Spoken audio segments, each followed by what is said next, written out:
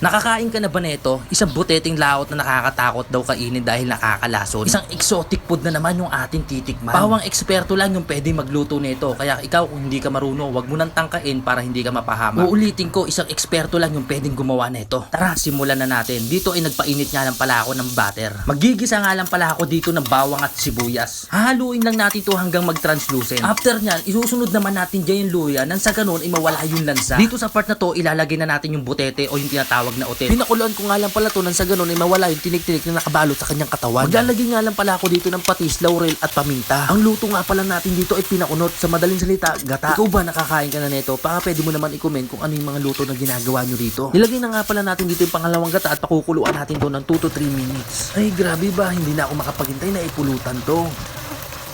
After ng 3 minuto, ilalagay naman natin dyan yung atay ng butete. Haluin lang natin yun ng papaganyan at papaganto at oras na para ilagay naman natin yung unang gata. Maglalagay na nga rin pala ako rito ng siling berde at siling pula, pang patapang yan.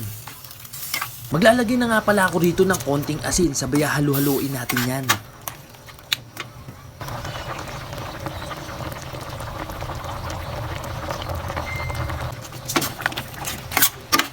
This time ipakukuluan natin to ng another 2 minutes nang sa ganun ay manuot yung gata. Dito sa part na to, ilalagay na natin yung main ingredients natin na malunggay. Ay inang, super sarap talaga na ito ipulutan.